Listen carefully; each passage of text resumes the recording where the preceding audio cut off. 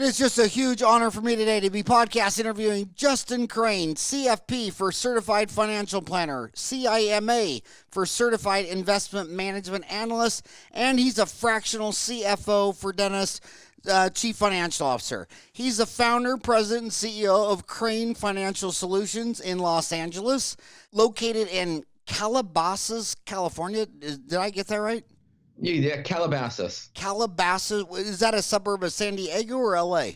LA, the Valley. Justin advises business owners of the dental industry to understand and get clear on the money side of their business. He teaches dentists how to be strategic with their business money so they can grow their business and build a plan to fund their personal goals. Justin believes that it's not about return on investment, but it's about return on life. Justin works with dentists to create purpose-driven financial plans. He holds a Bachelor of Arts degree in finance from the University of Colorado Boulder. Graduated in 1994. Prior to founding Krane Financial Solutions, Justin was a VP Investments and Sales Manager at UBS Financial Services for 12 years in Beverly Hills, California. Justin received a Certified Investment Management Analyst designation from the Investment Management Consultants Association and in conjunction with the Wharton School of Business at the University of Pennsylvania. He is married and lives with his wife and 3 children in Calabasas, California. He is an accomplished athlete and was a former junior-ranked tennis player in Los Angeles. He loves to cook, travel, speak Italian, and spend time with his family, age 47. I just got to make sure, though, that I know you're Italian, but remember, the Aztecs found and discovered the tomato, and no one in Italy knew what a tomato was till after 1600. No matter what your Italian friends tell you. So, and then you also, I actually called you to be on the show. You didn't call me because I was a big fan of your book, Money. You Got This. Easy to implement money strategies so you can take control of your business finances and create your dream life by Justin Krane on Amazon. You have 3 kids. I've written books before. I've always said that writing a book is like having a baby. I mean, it takes 9 months to make a baby and to write a book. How long did it take you to write the book? And congratulations, the fact that you only have 5-star ratings on your book on Amazon. All your ratings are 5-star. But what was harder, to make a baby or that book? I'll tell you this. I love that you think I'm Italian. My Jewish New York friends would think that's hilarious. I am more of a Jewish New Yorker. I'm not Italian, but I do speak Italian and I love it. And I did write this book. So how did I write it? I didn't even know that I was writing it when I wrote it. I wrote like a newsletter like 2-3 times a week. And then I did it for about 5 years. And I'm like, oh my God, I've got a book here. Because I've got action-packed lessons that apply to business owners. All I need to do is create a way where I can bookend and give some people more plans of action. So I work with the publisher, and they kind of coach me through it. And next thing I know, I have a book. It's like a Seinfeld or Curb Your Enthusiasm. It's a book about nothing. There is no plot, 0. You can pick up any page with a glass of wine or coffee and read it, put it down, pick it up, blah, blah, blah. Did you have fun writing it? Oh my God. I had so much fun because half of the stuff in there were from my crazy, wild, weird experiences, everyday life, doing my thing. A lot of them were with my wife, like just really figuring out and seeing crazy, funny stuff. And it was great. I mean, I had so much fun writing it. Now, do you have an audiobook? Do I have an audiobook? Not yet. Yeah, I need to do that. I gotta tell you, when I put my book up, the sales were, they're okay, but all the complaints were, it's got to be audio. Like they're listening to this on iTunes or YouTube. So I sat down just like this, read my book, 5.5 hours, put up the audiobook for Uncomplicated Business, and it was 9. Whatever book sales I was doing is scaled a whole log. It went up tenfold. In fact, Amazon has been flirting with closing down their print book division because it just gets smaller every day. But if you just sit down and read the book and give them an audio book, it'll take off. But you know what? The reason DSOs have taken over 20% of dentistry is because dentists don't know their numbers. I mean, it's kind of like you decided to go help lazy people exercise. I mean, they're not going to go to the gym. They're not going to learn their numbers. They're not going to eat their broccoli. I mean, 32 years I've been screaming at them. And you walk into any dental office, yeah, your hygienist just finished a cleaning exam, X-rays. Did you make $5.12 or did you lose $12? They have no idea. So Yeah. how do you teach someone who wants to be an artist and do surgery with their hands all day in an operatory, and they don't know and when you say you're a fractional CFO for dentists, I mean, they know fractional is, they know that was Sir Isaac Newton and calculus, but they don't know what a CFO is. Yeah. Yeah. So the first thing is how do you take someone that isn't prone to dealing with numbers and money and motivate them to learn more and help them and empower and facilitate them to take ownership of it. What I found in working with dentists, which by the way, I did not intentionally wake up and be like, I'm going to go after dentists. Like I'm a CFP, I manage money, and I evolved into being a CFO because I was like the biggest driver of success for a business owner is how much money they make in their business and how effectively they manage their cash. The business success is going to fund someone's personal goals. It's not if you cancel Netflix for $13 a month that you're going to be able to retire. It's about what you do with the money in your business and how smart you are with that. So I was like, well, what CFPs are looking at the business numbers? And I looked and I was like, not a lot are doing it. And I was like, okay, well, CPAs and bookkeepers, they're not like CPAs are more reactive to money. They're doing like, how much money did you make? And then let's do taxes, right? And bookkeepers do data entry. But who's being proactive with someone's business money, especially dentists? So I just started doing it. And then I have like a bunch of clients that I'm a CFO for, and half of them were dentists. So I'm like, okay, well, I'm going to really try and work with them. And what I found with dentists is they have like 92 things going on at once. And a lot of it is with people. And it's very, very hard to keep all of the balls in the air and then feel like you're making progress and momentum. And the dentists that I work with, a lot of them are like, okay, dentistry is cool, but like I need to take it down a little bit. Like I'm ready to either retire or sell, or like there's got to be more than just dentistry. It's not that they're all miserable, but they want to feel and see that they have an exit. So an exit involves valuation, which involves earnings, cash, EBITDA, all that crazy stuff. But how do you teach someone to take ownership? It's all about, in my opinion, like, that acronym, Howard SMART goals, like specific, measurable, action, results, and timely. You've ever heard of that? No. Okay, well, when people set goals, like if you Google how to set SMART goals, it's goal settings, specific. It's got to be a specific goal. Like if you're starting a podcast, your specific goal is, I want to be the #1 podcast in dentistry. Measurable. Well, how are you going to measure that? By the amount of downloads you have. Action oriented. What are the things that you have to do? Results. What are you going to get in terms of results if you're the #1 podcast? And timely. I want to have this within 2 years. So all of that, in my opinion, is great and cool, but it doesn't mean anything to someone if it doesn't mean anything to someone. So what I see is that dentists, and really just people in general, their life and what they want out of their life has to mean something to them.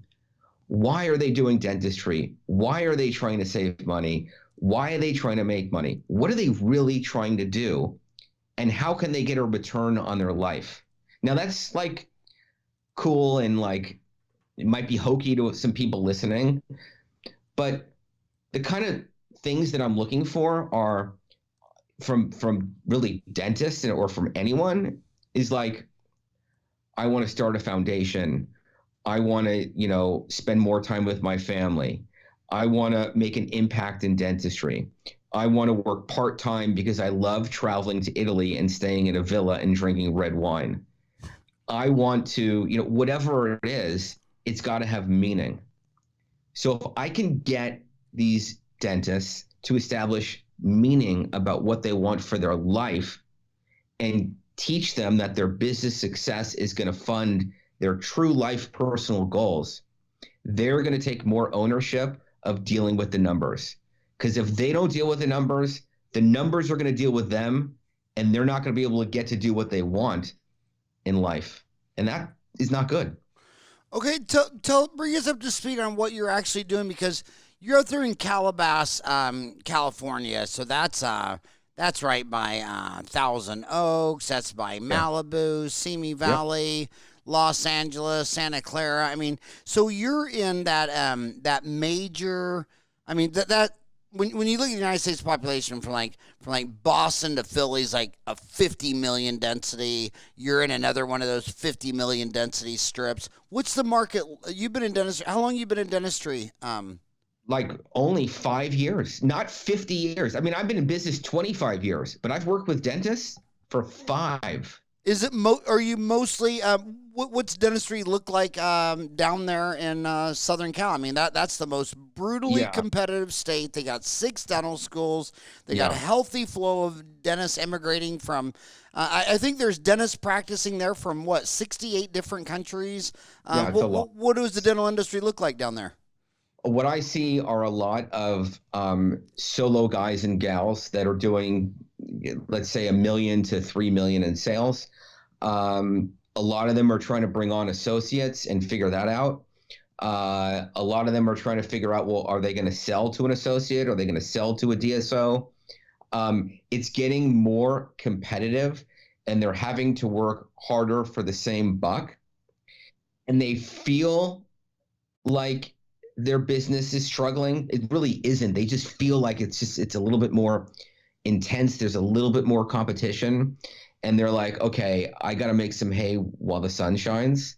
So it's good. Like, business is good, and there's always seasonality, but I don't know. I mean, I think it's a good market, and the thing that they have going for them is really the cash cow of hygiene. So why did you get into dentistry 5 years ago? What was going on in dentistry where you thought I want to go into dentistry? I took a look at my own business, and I was like, okay, what are the problems that they have? Who are the clients that I have where I'm a fractional CFO for? And a fair amount of them were dentists. So instead of going a mile wide and an inch deep, I went, more of an inch wide and a mile deep, and really immerse myself in learning as much as I can from dentists, listening to podcasts, going to conferences, reading, and just learning. And I just decided to run with it. So you were a fractional CFO, and then 5 years ago you realized you had a lot of clients that were dentists, so you decided to go into dentistry. Am I hearing that right? Yeah, so I started out, and I am still a CFP, a financial advisor, investing my clients' money in mutual funds, IRAs, 401ks, and all that kind of stuff. That's how I started. And then about 12 years ago, I made the decision to become a fractional CFO and help business owners manage and get clear on their money. 7 years later, which is 5 years ago, I realized that half of these people were in the dental space. So why don't I continue to focus in dentistry? Okay, so a quarter of my listeners are still in dental kindergarten school, and they have no idea what a fractional CFO is. So let's start there. Yeah. So a fractional CFO is a CFO that works for you for a fraction of their time. So a CFO is someone that's like a salaried employee for your business. A fractional CFO is a 1099 independent contractor that comes in and helps you with your business money when you need them. You might talk to them once a week, once a month. They look at your books, like QuickBooks. They look at your P&L, balance sheet, and statement of cash flows. And they can also help you with all of the other numbers that go into that. Like, I'm sure a lot of your listeners, and like a dental intel.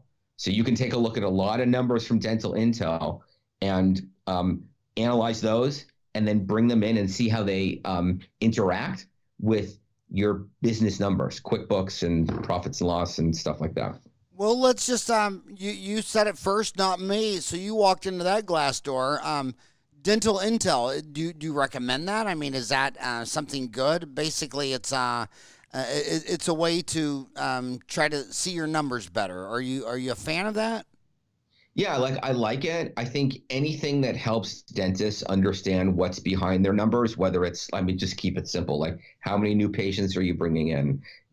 How many patients have not been called back for an appointment? What percent of your patients are on a hygiene plan? What's your profitability or production per day? I mean, all of those things, whether it's dental intel, Dentrix, or any of them, I'm a fan of just data and then understanding the data so that we don't guess with our money.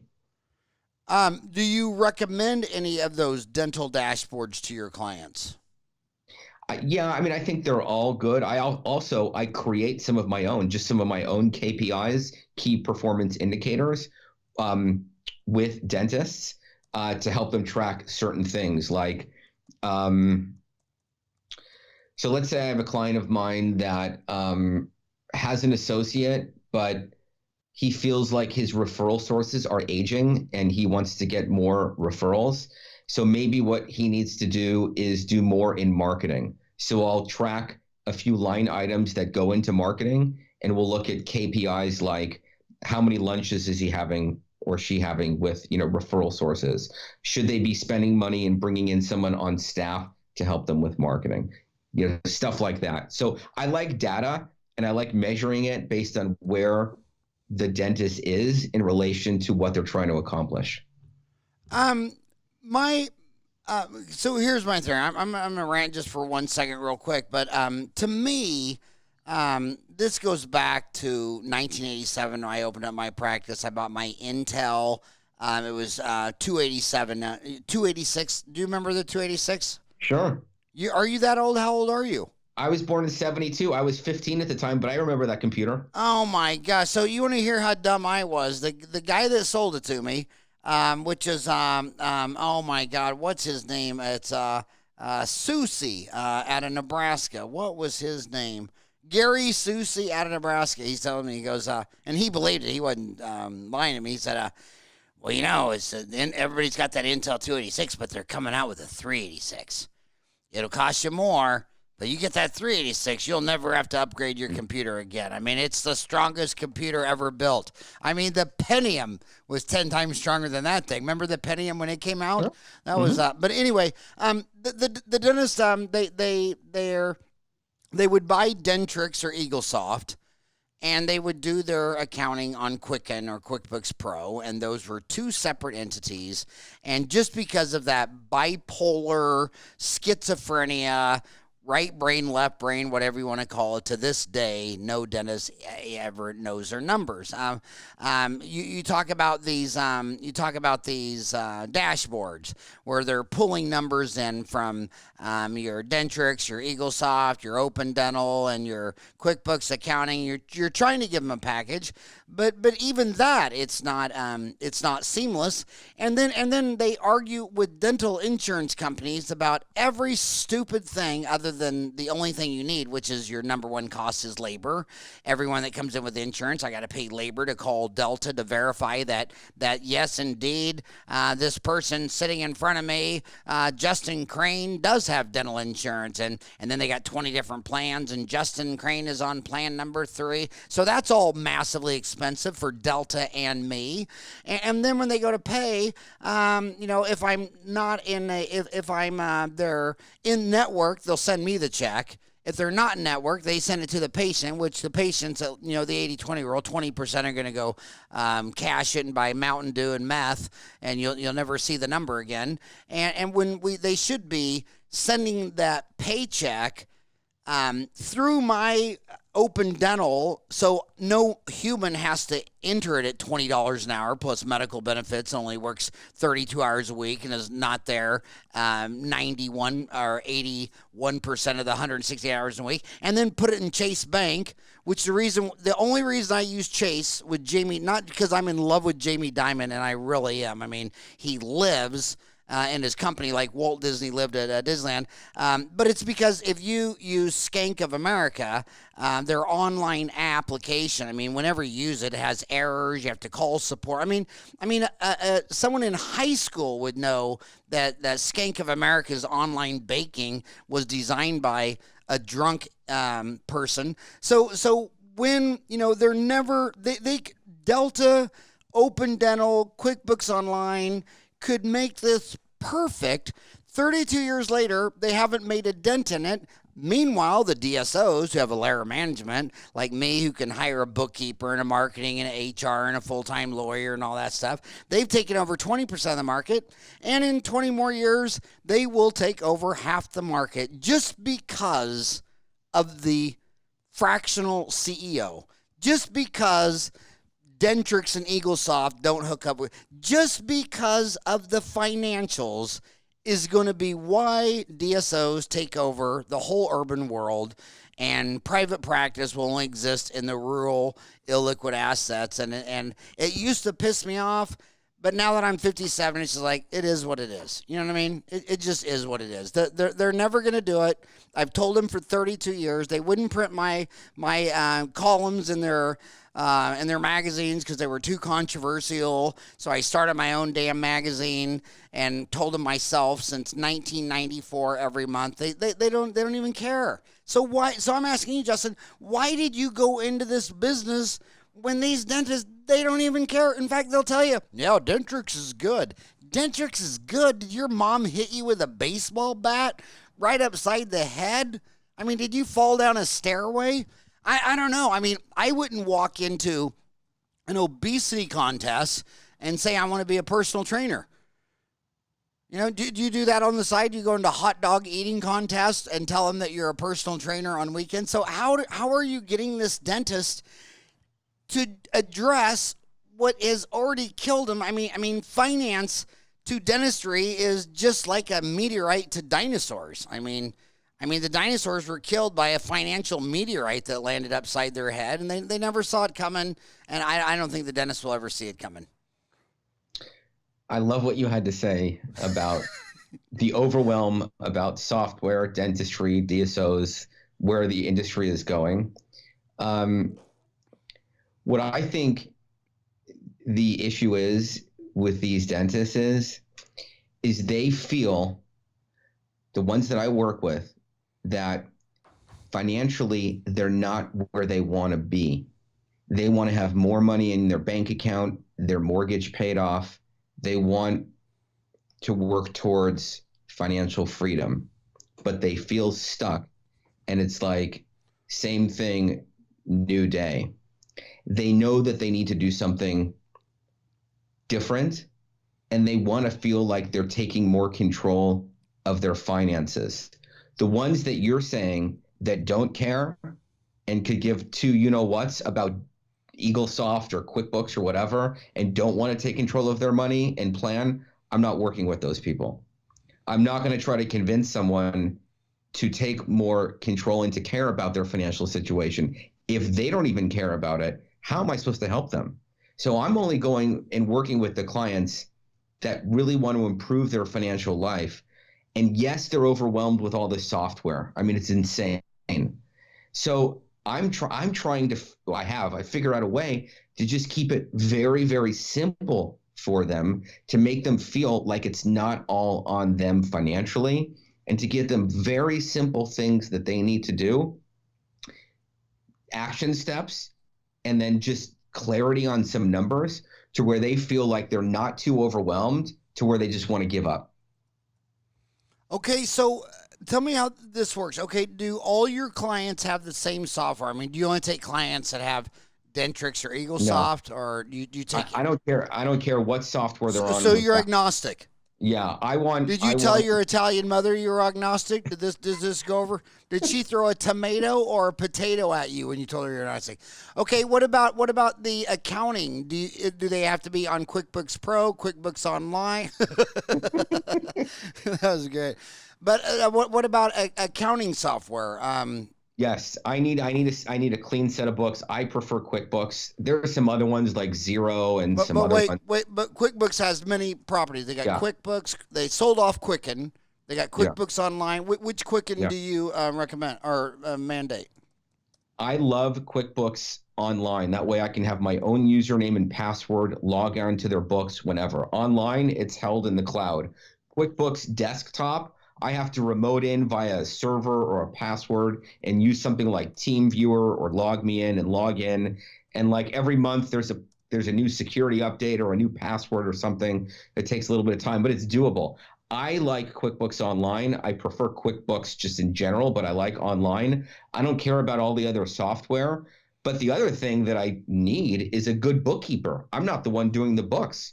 The dentist has got to have a good bookkeeper who can get their books done within, like, let's say 10 days of the prior month, so we can look and see how things have happened and measure the results against projections or whatever we budgeted for.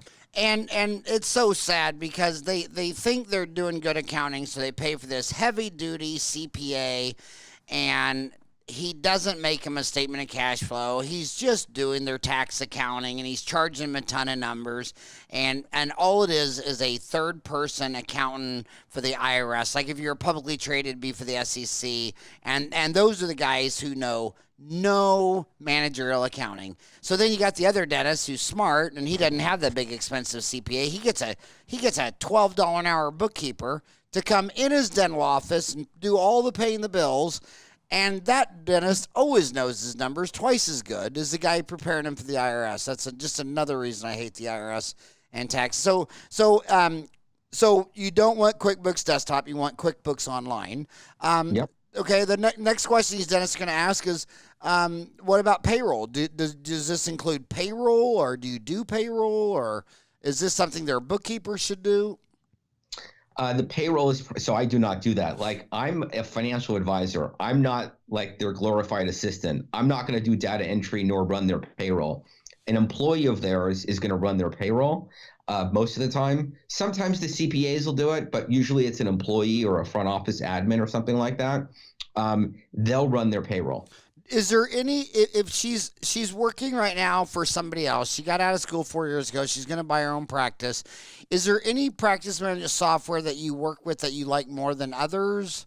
Are you agnostic to all the softwares, or some better? Yeah, no, there's not one that I hate or one that I love. I just You've never want, seen Dentrix or EagleSoft? yeah, I have, but And they're you don't all like, hate them? I'm I not the I one hate them so bad. I flew to Effingham to chew the guy out twice for EagleSoft, and in fact, the founder of that went on later to Patterson Dental. He was the CEO of yeah, Patterson, and then yeah, his brother runs yeah. the for Heartland in the same town, and went Well, up to Provo, Utah. I mean, they're so bad. okay. They're so That's why bad. the dental intels and the practice by numbers and all Yeah, those, that's why they've been created, because yes, the reports from Dentrix and EagleSoft are not as great, but not as like, great. You're just well, they're what are you, their PR agency? All those all those dashboards, they're all created by their ex-employees in Provo, Utah that live down the street from Dentrix. yeah, I mean, Dentrix is yeah, so bad they've spun off like 10 other different companies just from their own employees saying, are those guys insane? And the yeah, answer is yes, they are. But anyway, but the correct answer was Open Dental, I think, is better just because it's open. yeah, I mean, you can hire your cousin Eddie to program something to Open Dental because it's open. Dentrix builds firewalls and stuff. yeah. Okay, so QuickBooks Online, you're agnostic to practice management software. Are there you mentioned key performance indicators, KPIs? Yeah. Are there? I mean, there's a lot of KPIs. There's practice production, there's collection, there's profit, there's currently active patients currently scheduled, there's overhead, there's production per patient, there's production per new patient, there's case acceptance, there's number of new patients, patient attrition, staff labor. What key performance indicators do you think are significant that you look at? I love all those, but I go with just a few, just if I'm going to just keep it very, very simple for everyone. The first thing is collections. So that's going to be sales. The next one is Okay, going to be, but remember, sorry, I got to go slow. But a quarter of my viewers are still in dental kindergartens. They got to know the difference between a noun and a synonym and an antonym. yeah. So, Okay. what would be the fundamental word? Is it sales? Is it revenue? Is it collection? Okay. Okay. What's So if revenue you're looking at or what would you? yeah, if you're looking at financial statements, right, like a profit and loss statement, it would be sales. So what are the things that Why are you dentists, cussing on my show? You can't say sales in dentistry.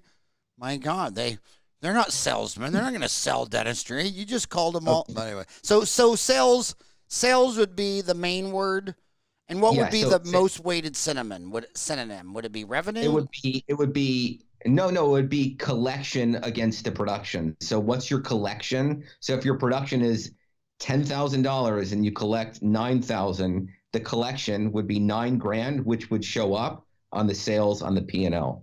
So it Okay. depends who I'm talking to. It's the same thing, but I want to see how much money is going into the owner's bank account. Okay. So your number one key performance indicator is sales. I don't have a number one. I have like 3 to 5 that I'm constantly looking at. Okay. So I'm not going to Let's just hear them rank all. one. Three. The next one is net profit. That's money comes in, that's sales. And then you have expenses, things that you pay money for. Yeah, but when you can't say profit because if they're members of the ADA is their profit. PROPHET. It's a religion thing, and when you say net profit, I mean, are you talking about a religious profit at the American Dental Association or net income profit on a P&L?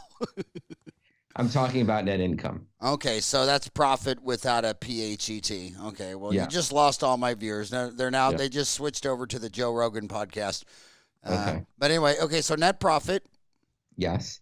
And then another one is cash. How much money do you have in the bank? Wow, I was Cash. not expecting you to say that.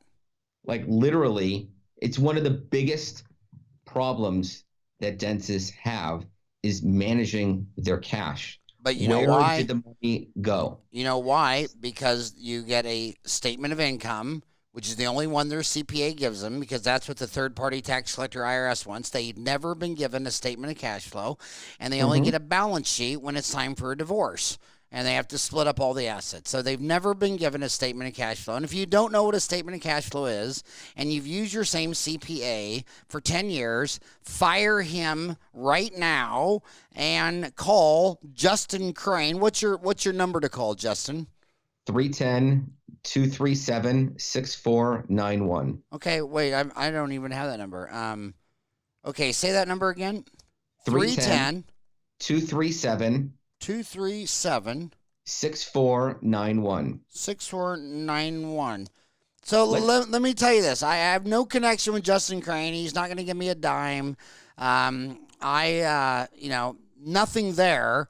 And there's only 3 accounting statements since the beginning of time, and they're a P&L, a statement of income, profit and loss, which is the only one your CPA gives you. There's a statement of cash flow, and then there's a balance sheet. What balances? Your asset balances with what you owe on it, your liability, and your minus your equity.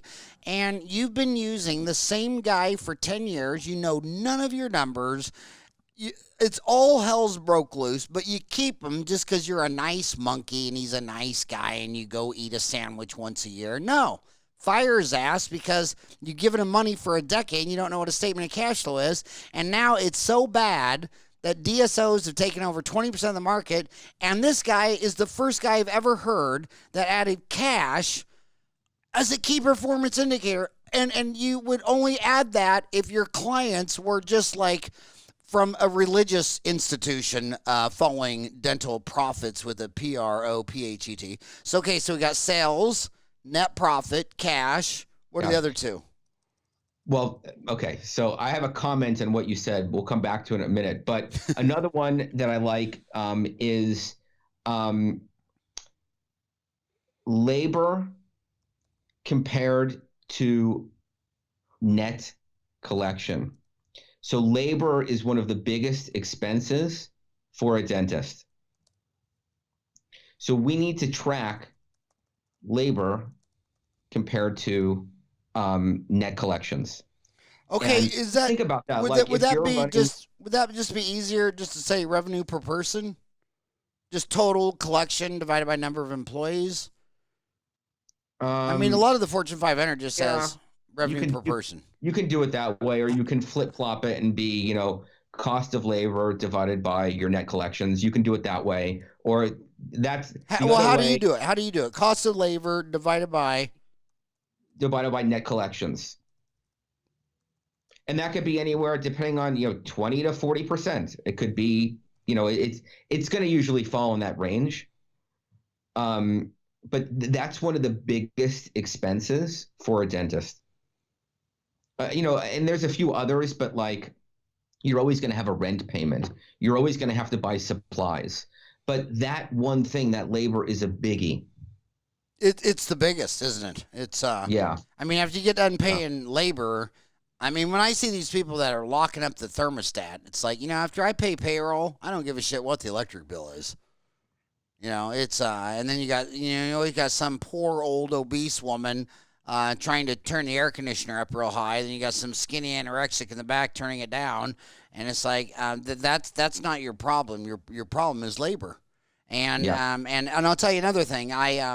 Statistics. It's not just about your sample size. It's how you pull your statistic. Well, I have randomly walked in 1,000 dental offices in my lifetime. Like every time I'm out shopping, every time I'm on vacation, I see a dental office. I walk right in the front door, and I'm usually back shaking the hands with the dentist before the receptionist is trying to figure out what the hell happened. And 80% of the time, they're always in their private office. And it's like the hygienist Yeah. is doing the $80 cleaning while you pay her $40 an hour. The assistants make packing cord, and you're back in the room for like 15 minutes. Like, dude, I could have packed the cord in a minute. Yeah. You scheduled them an hour and a half because 15 minutes of it you're delegating her packing cord. So the dentist isn't focused on revenue per person because they're always sitting in their private office at all times while they're delegating. And maybe if they saw the revenue per person, they'd realize there's a lot of dentists that don't need that many employees. That's why there are so many dental consultants that coach on leadership, communication, systems, and efficiency. Those things I don't even get into, but there's so many consultants that coach and teach on that because of what you're just describing. Yeah. One way to get your overhead down is just to start working. And then they're always waiting on an op, and I'm like, well, your private office should be an op. And they're like, well, this is my private office. Like, well, me and Superman, we work out of a phone booth. We don't need a damn. I mean, what are you gonna do in your private office next? Put a bed in there? I mean, it's crazy. They're always waiting on an operatory. Operatory is not their cost. And they're always sitting down. I say, why are you sitting down? Well, Cynthia's packing cord. Well, dude, I could have packed it a 0 and a 1 cord in a minute each. And you took off your gloves and your mask and you walked back here and you made, oh my God, just try working. So revenue per person or cost of labor divided by net collections, sales, net profit, cash. What was the fifth one? The fifth one has to do with their personal situation. In other words, what are they trying to do to work towards their financial future, which could be retirement, which could be anything in their financial future, whatever that one thing is that they feel, and it might not just be one thing, but I'll put it as either their net worth. I'm just trying to keep it simple. In other words, the net worth of a dentist is going to pick up what they think their practice is worth and what their personal assets are. And after the second, and just let's keep it real, the only dentist that retired by 65 never divorced. And after one divorce, you're going to be at least in your low 70s. And after 2 divorces, you will die at the chair in the operatory. I love it. Did I get it right? You got it right. Did I get a free bottle of wine? You did. Yeah. So, your dental assistant, she ain't worth it. It ain't worth. It's too expensive. So revenue per person, which is cost of labor divided by net collections. Lots of companies do that. Sales net profit, cash, and net worth of a dentist? Yeah, net worth. I mean, everyone is going to be different. Like one of my clients, his goal might be to pay down his mortgage. So we're going to look at his mortgage every year, and literally the mortgage of the house. One of them might want to sell the business in 4 years. So we're going to look at something called EBITDA, which is like net income. And then we add back a few things. We'll call it valuation of the business. It really depends on where the dentist is trying to go. Or maybe it's how much money is in the 529 accounts for their kids. Maybe it's, how much money they need to Yeah, save you know what? each I'm month. going to take argument with that. When I was in college, there's only one thing I learned in college, and that was if daddy paid for everything, you were on the varsity drinking team. And when you were taking out student loans, you were burning the midnight oil. And then I asked all these. There's a thread on Dental Town I wish you would post on so bad. Oh my God, I wish you would post on this thread. It's So Dental Town has 50 categories: root canals, fillings, crowns, whatever. And we have one of them's financial, and the financial thread is probably behind root canals and implants. It's probably the biggest one. And so we have accounting, bookkeeping, we have dental stocks, we have equipment acquisition, patient finance plans, personal finance, taxes, and real estate investments. And the biggest threads we have in all of dentistry are on under finance, like making money on my credit card. That has 70,000 views. Retiring, how much I need for retire, financial advice for a young dentist, income level expectations, moving student loan debt over to business debt. How much money do you save for your kids' college? I put on there and say, it's funny. How many, you asked the damn question, your daddy pay for your college? No, of course not. That's why you're $1 million dentist. If your daddy paid for college, you'd be a surfer right now in San Diego. Does your spouse know what to do if you die? I get that phone call, I don't know, every 3 to 4 months. Somebody will call me up and say, my husband's a dentist and he died, and they're clueless, just completely clueless. But I wish, today there was one, dad died. He got a big old chunk of money. He says, where to put a significant sum of money? These are all questions posted today. How did you acquire, do you recommend a rental property over the stock market? The get out of debt thread. And that was what prompted me on that deal, the get out of debt thread. Do you see, I've always thought money was a very emotional subject, you know what I mean? Sure. And they don't really talk about it analytically. It's almost like it's an insult, like if you but anyway, do you think the get out of debt thread, do you think that's a good business decision? Do you think it's more emotional? And how do you sell it? How do you separate? That's great financial common sense versus this just some emotional thing. You're trying to pay off your student loan debt, but you really should buy an X-ray machine. I mean, we got 10 people in here each day that could need a pano, and you're taking your money to pay off your student loan. So how do you separate debt, financial versus emotional? Well, I think a lot of decisions, Howard, are made emotionally, and then we try to justify them with logic. So that I mean, everyone is like that to a certain extent. My first thing with debt is if you feel like, let's put student loans aside and let's just talk about like the business debt. If you feel like you can borrow money and you're borrowing money for a specific period of time, and you think you can, when you borrow that money, you can go and invest it or do something with it, and you will make more money off of what you do with it over and above the interest you have to pay, then, and it's a good thing to do. A simple example, borrowing money from the bank to buy out your partner. If the interest and the principal payment, just the interest, let's just say, if the interest against what you think you're going to make on the increase in collections from now running your own show, then it's a great idea to do something like that. Of course, everyone's thing is different, but I'm trying to make the point of I would only borrow money as a business owner if I have a dedicated stream of money coming back to pay off the debt. I wouldn't borrow money if I'm just flailing with my numbers and I have no idea what I'm supposed to do with it. Like, I'm not going to, like, people go on Shark Tank to borrow money because they don't have a good business model and they need money for a loan. So I like borrowing money for a specific reason, knowing that there's a stream of revenue to pay it back. And what is the guy just asked today? He says, "Are financial planners worth it?" Now, do you consider yourself a financial planner? Yeah, that's my core business. I'm a CFP, 100%. Well, you're a certified financial planner, but you're also a CIMA, which is a certified investment manager analysis, and then you're a fractional CFO. Yeah, I've just evolved my career. I'm always a financial planner. That's my core business. I just realized that a lot of business owners don't understand their numbers. Okay, So well, I'm helping them. so this guy posted this today, and it's already got 50 replies. I wish you would chime in here. He says, "Are financial planners worth it? Hi, everyone. I need a little advice here. I'm 27 years old, new dentist, and feel a little overwhelmed about large expenses I have to make in the not-too-distant future. Wedding, practice purchase, house purchase. Okay, just cancel the damn wedding. I have no idea about how best to navigate myself through these things in the most efficient way possible. Is a financial planner worth it to help guide me?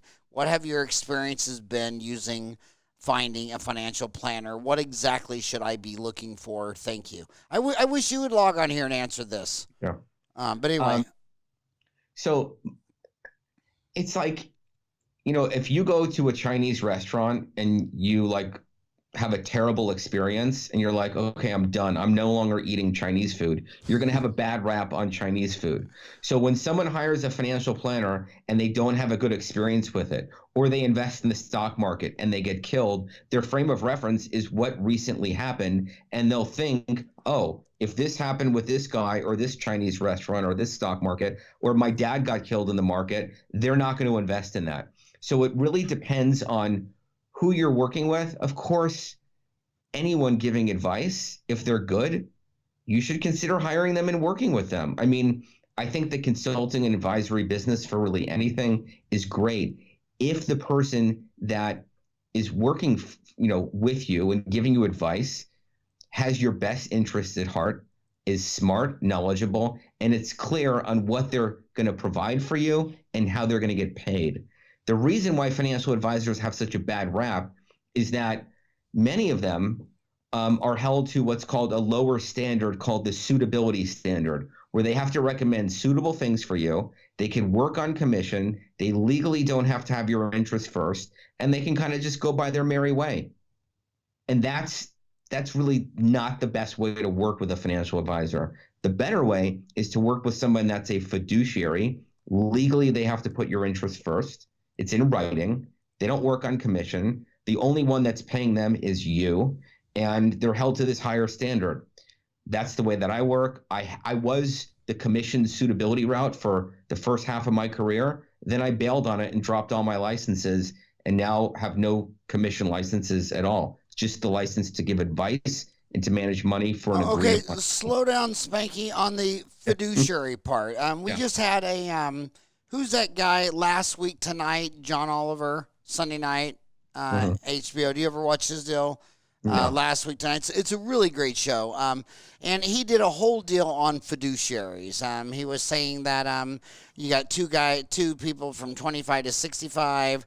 One guy with a slightly higher commission at 65 might have $1 million. And the guy with the lower commission might have $2 million. But it was all focused on a fiduciary. You saw that in the news last year a lot, did you not? For sure. Yeah. So explain what that word means and why was it in the news a lot in 2019?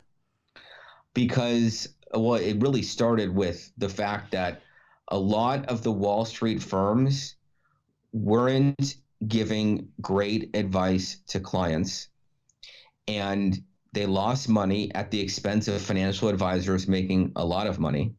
And then from there, more legislation passed where they required 401k plans, which are subject to ERISA, which is a whole nother thing, to have more transparency. This is all about transparency and clarity about what the financial advisor is making and what the user, the little guy, is paying. And as more of that went towards more transparency, more disclosure of fees. The entire financial planning industry went with it.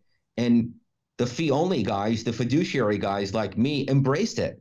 And then the suitability firms, like, I don't want to name any names, but they're out there, right? Like the ones that are held to, that can work on commission, the big Wall Street firms, they were like freaked out because they didn't know if they were going to have to literally shut down entire departments and just be fiduciaries. And it turns out that they didn't. They can have both.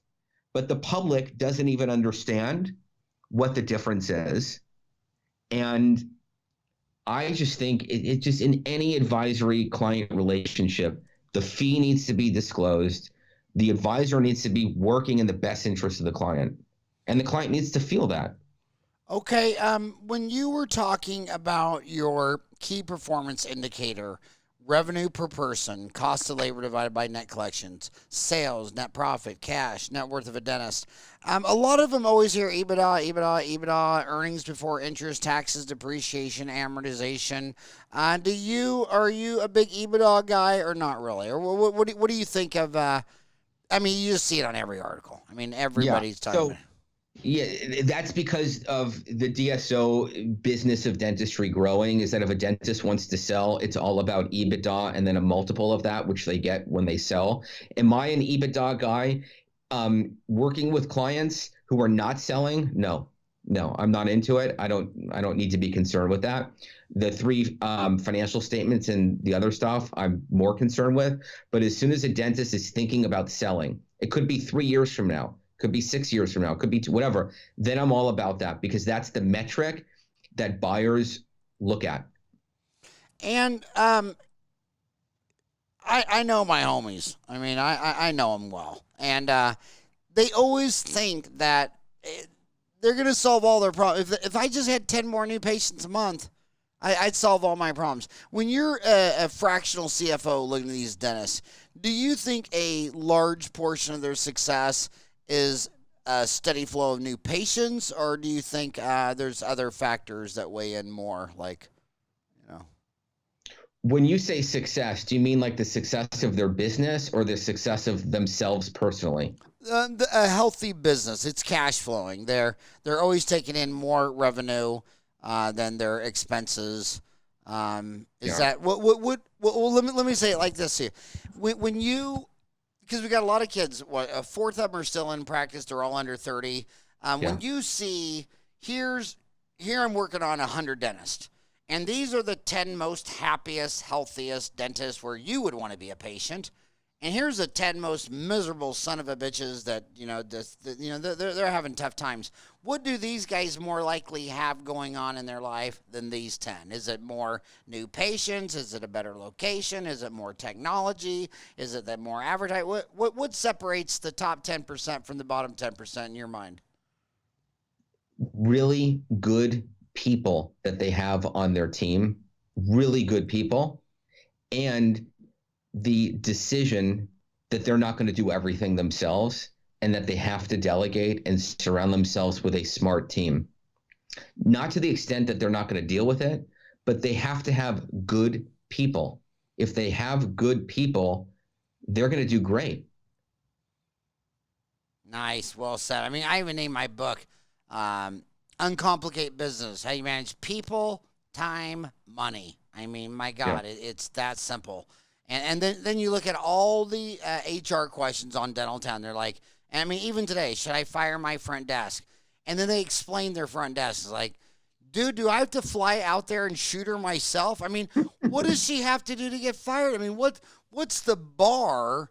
I mean, right now, the bar for what you have to do to get fired is basically you're just tolerate all behavior. What do you so give us some examples of what you're doing for clients. Why are dentists hiring you? What are you doing for them? And by the way, I want to tell you guys out there that dentistry is a small town. There's only 211,000 Americans alive that have a dental license. Only 150,000 do general dentistry 30 hours a week or more. 30,000 specialists 32 hours a week or more.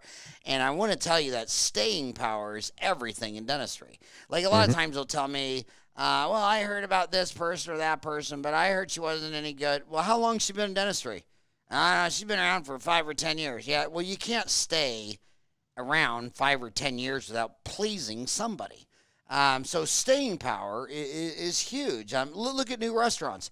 20 to 40% of all new restaurants are bankrupt the first year. Every year in America, the restaurant industry loses more money than it Yeah. earns. Hmm. So you're staying power. You're in business. Why are dentists keeping you as a client? What is the typical average? If I go to McDonald's, I get a Big Mac, fry, and a Coke. What's your Big Mac, fry, and a Coke? Who's eating it, and why are they happy? I think the reason why they're hiring me is that they have a decent idea of what they want, but they feel like they don't have as much to show for how hard they're working. So they're paying me not only for advice, but once they learn the advice and they're with me for a year or so, they're literally paying me to keep them accountable to what it is that they want to do and to do some of the heavy lifting that they have to do. It's like you can go to the gym and you know exactly how many push-ups, sit-ups, treadmill, and squats you need to do and all of that. But when you're paying a trainer to show up and do it with you or watch you do it, you're going to show up and perform. A lot of the dentists, they know what they need to do, but they're overwhelmed, and it's easier to do it with me than on their own. And what Yeah, they see is they have momentum and growth in their, we'll call it their portfolios. Now, I can't guarantee anything, but look, if they're saving money and putting money away for their future, they're going to feel really good about, oh, I just closed out the year. I was able to put this away and blah, blah, blah. They're going to have something to show for how hard they're working. And imagine if a dentist can't sell their business for what they think. Then they got to rely on what they've put away for all this time. oh yeah. I'll tell you what, that one hit below the belt on me. I I hired I'm smart. Well, you said it personally. So I hired the two sweetest, nicest, most beautiful Iron Man women in the world that live by me, and they traded off days. They always showed up every morning at my house, banging on the front door at 5 a.m. And they're just beautiful, sweet, gorgeous athletes, whatever. I did the Arizona Ironman 3 years in a row. And Wow. then I got busy. I had to go lecture in Singapore and all these places. So I canceled them. I said, I've done this every day for 3 years. I got to take a break. Guess how many Ironmans I've done since I hired my Jane and Wendy? Yeah, yeah. I Zero. mean, I Yeah. mean, it's they're knocking on your door, and I knew it'd be perfect. Right? They live a mile away from my house.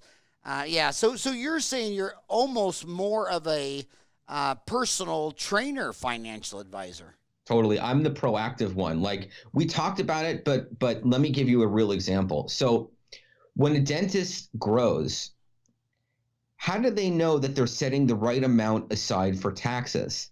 So you look at a CPA who's reactive. What they're doing is they're doing your prior year's production and collections and profits and giving you a tax return.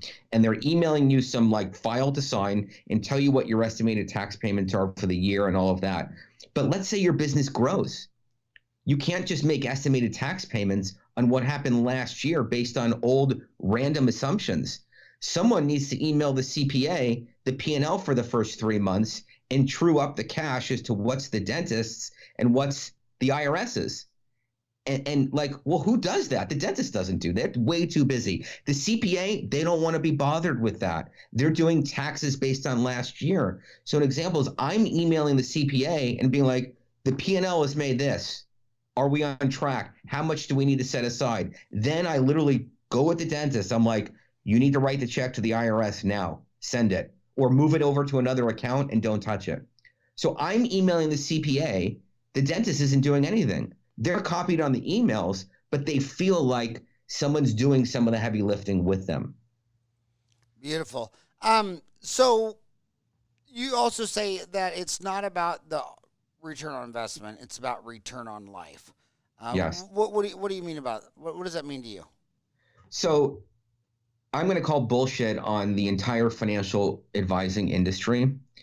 We are set up to tell people that they should save, save, save so they can live the life that they want to when they're 92 and they have $4 billion. And I think that's bullshit. There are gurus out there that will tell people not to go to Starbucks and spend $10 on a latte. And if they did that and saved that money, they'd have another $400 million and blah, blah, blah. I'm not into that. I'm into return on life. I'm into actually going on that vacation with your family, getting that expensive cup of coffee, doing things that bring you satisfaction and fulfillment now. Let me add to this, because everyone's like, well, this guy's a financial advisor. Like, where's the catch? Here's the deal. When we spend money on things that fulfill us, we're going to be more happy and ultimately more productive. And then if we can take that money that we're going to be more productive and profitable with and bank and save some of that via automating money, which we haven't talked about, but I'm a big fan of automation. If we can automate the growth, right? And what does that mean? It means over 20 years, we will have enjoyed the coffee and the vacations and still saved. But the thing is that people don't know how to do that. They think it's all or nothing. That's why like Weight Watchers has been so great, because they give you some systems and constraints, but you can have chocolate if you're going to eat carrots for the rest of the day. So I don't think it's just about saving for when you're 85. And I only realized this just a few years ago. My father passed away, and I was like, I'm not going to live forever. I need to take my family on this vacation. I've got to do it. It was a huge check. How old was but your father? Know what? He was 74 at the time.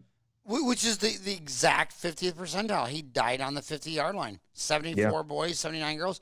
But what I was thinking about that is 1 out of 3 Americans will never die from a disease. Only 2 out of 3 die from disease. 1 out of 3 die from car wrecks, accidents, falling off bridges. So if you're never going to enjoy your life so that you can have it when you're 92, I mean, you might not even make it to 92. Yeah, I mean, it's things that we don't want to think about, but we have to enjoy the ride. It's the journey, not the destination. But like the savers who love saving, they need to see that they're okay. And that's through financial planning and software. The spenders need to see that they're going to run out of money, and they need to do both. I just believe that we have to do both.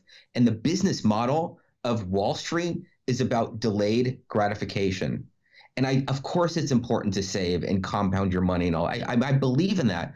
But we also got to spend a little bit of money now to have some fun. So when you're dealing with dentists, do they tend to be more savers or spenders? They tend to be more cash hoarders. Cash hoarders? Hoarders. They like to hoard cash, but like, Nice. I love dentists. Like they're hoarding cash. That's yeah, they're pretty trying cool. to, and then they think this is great, that real estate is gonna like solve everything, right? And because they're like, oh, real estate, passive investing, I'm gonna collect rental checks, and I could be in vacation in Hawaii and do that, and yeah, that's a great way to build wealth. But I just believe that everyone has to be diversified, and it can't just be one thing. So what I'm trying to get dentists to do is automate their investing so that their money is working for them. So back to the real estate thing. You know who really knows dentists love real estate? You know who knows it more than anybody on earth? Grant Cardone's been on this show twice. He's been on this show twice. When you go to the threads on Dental Town, I mean, today, look at this thread about real estate. It says, where is this? If you type in real estate, it's here. I'll just type in the search in real estate. It's they talk about real estate all day long. Yeah. I mean, my gosh. So first answer that on question. You say they hoard cash. They're into real estate. I know that. Grant Cardone's come on the show twice because he's had so many dentists buying duplexes and 16 pluses. Yeah. So what's your thoughts on the real estate? I think it's totally fine as long as the dentist is diversified and they don't have all of their eggs in one asset class. The issue with real estate, it's about leverage. Real estate is all about leverage. And if you're going to buy an apartment building, a house, whatever, and those tenants can't pay the rent, you're on the hook to pay, the mortgage and all of that if you don't have the rental income to offset it. So it's just really important that when people invest in real estate, they understand that fact. I mean, it's a simple one. Everyone knows it, but I got to remind them of it. they're great tax advantages. It's a great way to invest, but it shouldn't be the only thing that people invest in. Well, I wish you would post that on the real estate investment thread. It's like 25 pages long, and then there's another question that always gets asked at least once a month. They're buying a practice, and the owner doc is selling the business and the real estate, and it's two deals. Mhm. They can go buy the practice for 750, or they can also Yeah. spend another 750 buy the land and building. What would you say about that one? I can't give customized advice, but I like the idea of buying the building that you work in. The building is usually owned in an LLC. Your business can pay rent to the LLC, get a deduction. The LLC gets it, pays down the mortgage. It's a great thing as long as the numbers work. But I have clients that do that. I think it's good. All right. So again, you were talking about dentists. So you said they love to hoard cash. That makes me love my homies even more. I just think that's cool. But you said 3 times about automating cash savings. Yeah. So talk about that. So let's say that I don't know. Here's a simple one that like a dentist needs to put away 50 grand for their retirement account. Well, they should be automating a $4,000 transfer from, their business account to their 401k. I mean, that's very simple. But that's a way where every month, 4 grand, this is hypothetical. I'm not telling people to do this. $4,000 is automatically transferred from their business checking account to their personal 401k or their SEP IRA or whatever. Or if they're investing in real estate and they want to pay down that mortgage, it's an automatic transfer from their business to personal. Then from the personal, it's going to wherever it needs to go. So it removes emotion and it allows us to be committed to what we want to have to do. We might forget, we might make the wrong decision, but automation removes that. So we talked about. I'm trying to think everything. So we talked about EBITDA, revenue per person, sales, net profit, cash, net worth of a dentist, staff labor. Labor is their number one largest expense. Any thoughts on labor? Um, yeah, I mean, I think it's super, super important. And generally, where it goes with labor is when I talk to the dentist, let's say they have 5 staff people or 10 or whatever, there's always 1 or 2 or 3 that they don't like, and they're trying to figure out how they can improve their relationship with that person, whether they need to keep them or whatever. That's when I'll bring in a dental consultant, to work through that. So do I have anything else to add? Not much, just that it's an important metric, and we need to make sure that that it's not too high against that collections. And how do my homies contact Justin Krane, certified financial planner? Well, they can go to this URL, and this URL will give them 3 things that they need to do that millionaires are doing to get ahead and work towards financial independence. They can go to this URL, intentionmoney.com. Intentionmoney.com. Intention Money, intentionmoney.com. Okay, let me. I'm gonna check that link. I'm not gonna leave That my link will homies. be up. That link will be up soon. We just created a new call to action. Okay, well, hey, it was an honor that you came on the show today and talked to my homies. I thoroughly enjoyed talking to you. Thank you so Thanks. much for all that you're doing in dentistry. They can also find me on LinkedIn and all the other social media channels. I'm out there. Okay, and you also have your other website, your Krane Financial Solutions. Yes. And you have Krane with a K, Krane Financial Solutions. Well, hey, thank you so much for coming on the show. It was an honor to podcast you. Thank you so much, Howard. Bye-bye.